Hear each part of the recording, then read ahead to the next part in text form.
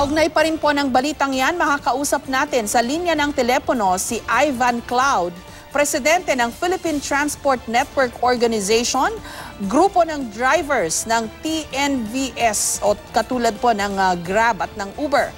Magandang gabi sa iyo, Ivan. Magandang gabi pa rin po, Miss Jessica. Magandang gabi po. Happy New Year. Happy New Year. Una sa lahat, ano ba ito? Confirmed ba na merong tigil pasada yung inyong mga driver starting tomorrow?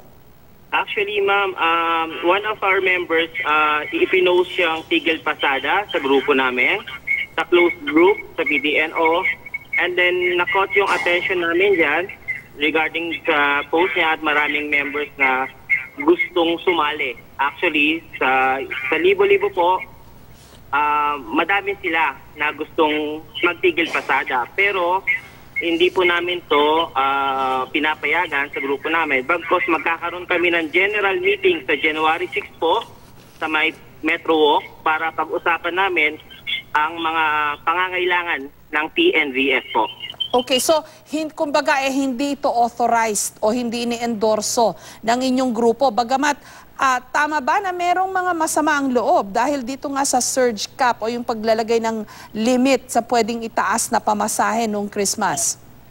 Actually, madami po talaga sa mga kasamahan natin na nagkakaproblema nga pa dito sa price surge natin. Yung price surge na report, wala man lang process na nangyari dahil yung pininya na lugar, Mindanao po yun.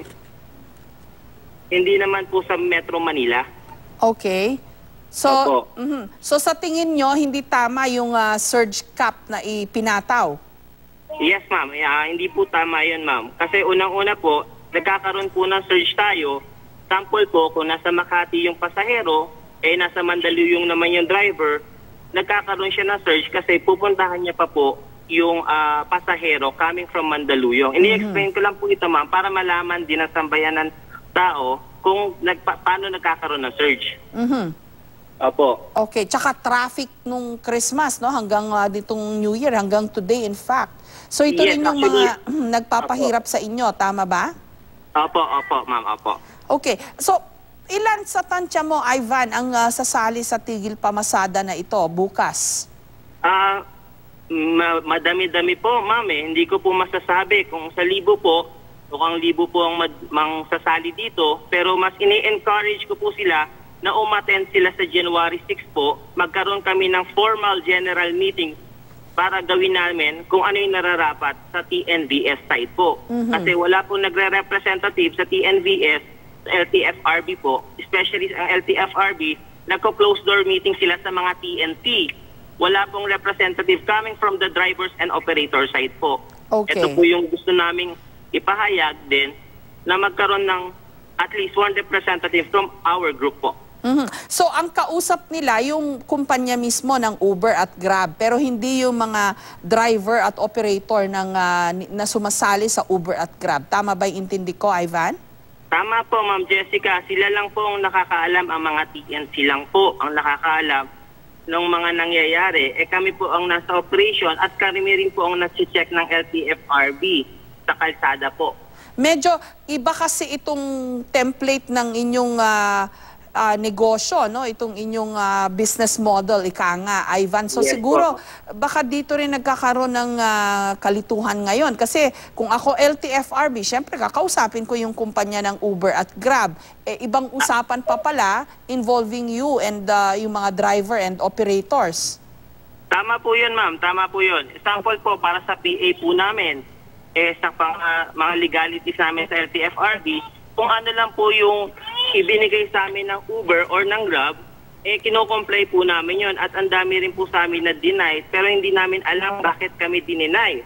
So, yun nga rin po yung mga katanungan ng mga kasamahan namin sa industriya po para makapagtrabaho kami na maayos. Mag-comply naman po kami ng mga kailangan na requirement po. Ang kinakasama lang ng loob po namin sa side namin, kami po mabigyan lang ng pagkain sa 3 times a day ang mga pamilya namin. Okay. So ang dapat palang mangyari, Ivan, pag nag-usap-usap, ang Yes po. LTFRB at yung mga TNVS companies katulad nga ng Uber at Grab, dapat pala kasama kayo kasi nga strictly speaking, technically speaking hindi kayo covered nitong mga kumpanyang ito dahil nga ride iba no, kumbaga hindi kayo magkakasama sa mga kumpanya Parang kumbaga you're on your own din. Ganun ba 'yon?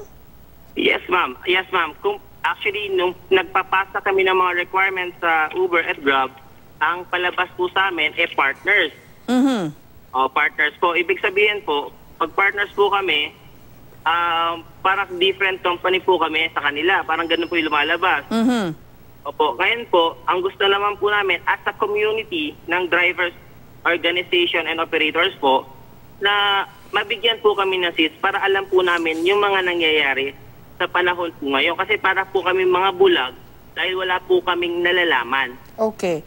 Pero Ivan, no, for future reference, paano kaya kayo organized kayo, no? Kasi ngayon you're speaking in behalf of your own group, no? Yes, pero for po. future reference kaya, paano kaya kayo magiging subject to regulation kung sa ganitong sitwasyon yung Uber at Grab hindi kayo, kumbaga hindi kayo accountable sa mga kumpanyang yan dahil kahit sila mismo, 'di ba? No brick nor mortar silang mga kumpanya parang paano ba yung sistema ng control o regulation sa pagitan nyo pala at nitong mga kumpanyang ito and vis-a-vis government din? Actually, ma'am, yung sa Grab and Uber, basically, ang inaano lang po nila sa amin, if you have car, i-submit mo sa kanila. Other than that, yun lang naman po ang ginagawa nila sa amin.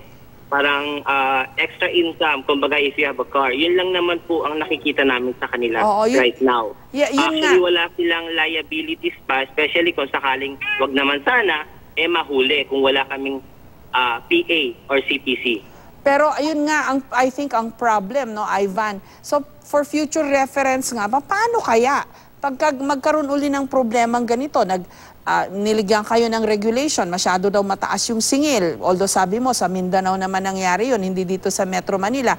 But, for purposes of discussion, syempre the government had to step in kasi may nagreklamo. Kinausap yung Uber at Grab tungkol dito sa isyong ito. But then, you're saying now, hindi kayo covered in the first place, hindi kayo sinali. So, hindi rin kayo covered kung ano man yung usapan nila, di ba? Ma'am, kaya nga po naggumawa kami ng letter, ma'am, sa LTFRB. Ano ka lang so i-clear ko lang, ibinook yun sa Metro Manila, tapos yung pinpoint po is going to Mindanao po. Okay. Okay po.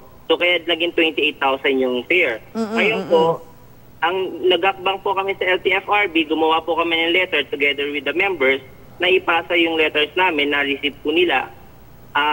Ito yung gusto namin na makasali kami sa kanila. Okay. Para yung lawyer namin, siya po yung mag-process na itong mga kailangan namin ngayon. Okay. Para kung sakali naman in future reference, mangyari ulit ito, alam na namin po ano pong gagawin namin at the next step. At saka, yun nga, ang dapat din siguro, pagka ang gobyerno ay nagtawag ng meeting, dapat nga kasali kayo dahil medyo iba yung relationship nyo with these companies, no? Itong Uber at Grab. Opo. Kasama po sa mga prayer po namin yan, ma'am. Nagpe-pray po kami sa LTFRB na i-grant sana yung request namin sa kanila po. Sana po matulungan po kami, Chairman, na mapansin po yung grupo namin kasama namin sa PTN o Cebu. Okay, so anong maipapayo mo, Ivan, sa mga tumatangkilik ng Uber at Grab tomorrow, no, na may ganyan na may hinanakit yung inyong mga kagrupo dito sa paglilimita ng pwede nyong isingil sa mga customer ninyo? Anong maipapayo nyo bukas dahil dito nga? Ang mapapayo ko, ma'am, wag po tayo magtigil pasada.